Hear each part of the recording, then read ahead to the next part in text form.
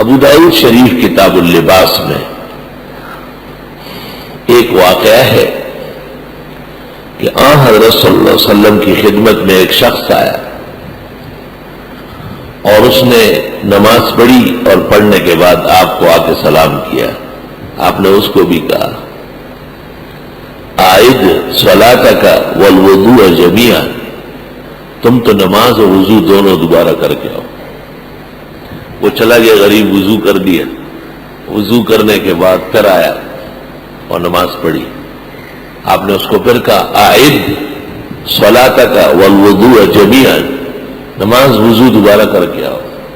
3 یا 4 مرتبہ ایسا کرنے کے بعد وہ شخص آ کے بیٹھ گیا اور حضرت سے کہا میں تو یہی نماز پڑھتا ہوں، مجھے اور نماز نہیں آتی، آپ مجھے تعلیم فرمایا.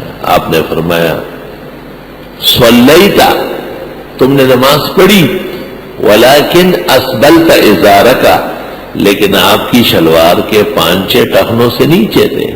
وَإِنَّ اللَّهَ تَعَالَى لَا يَقْبَلُ صَلَاةَ مُسْبِلِ الْإِزَارِ. صفحہ کون سا تھا؟ 209 بعض نسخوں ابو داؤد کتاب اللباس.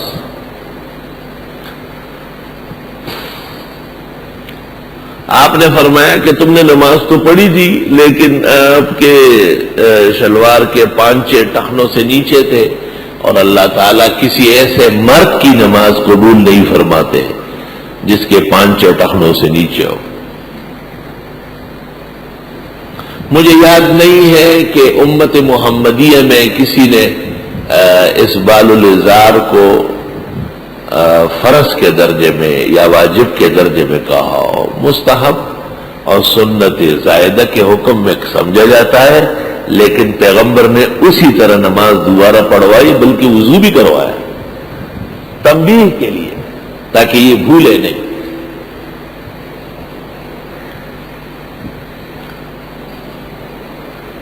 یہ مسئلہ کیا بیان ہو رہا ہے کہ یہ بھی نماز کی تفسیر ہے کہ وہ نمازی کا کپڑا بھی صحیح ہو، نمازی کپڑا ڈھنگ سے پہنا ہوا ہو.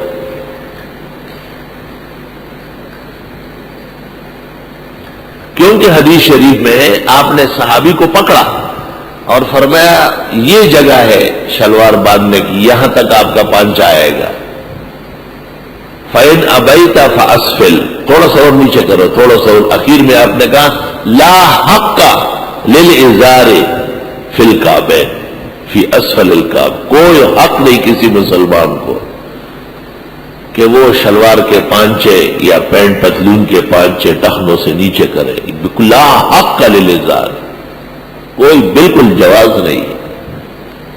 اور بخاری شریف میں یہ بھی ہے کہ ایک شخص اس طرح غلط کپڑے پہنتا تھا اور اس کے پانچے ٹخنوں سے نیچے ہوتے تھے، وہ منع کیا جاتا تھا لیکن نہیں مانتا تھا، تو زمین پھٹ گئی، وہ اندر چلا گیا. وَهُوَ يَتَجَلْجَلُ إِلَى يَوْمِ الْقِيَامَةِ، قیامت تک زمین میں دھنستا چلا جا رہا. ایسی سخت سزا مل گئی اس کو. یا تو یہ ماننا پڑے گا کہ فقہ کے اندر فروگزاشت ہو گئی اور فقہا کی نظر سے اس کا حکم رہ گیا، یہ بھی فرض کے درجے میں ہے.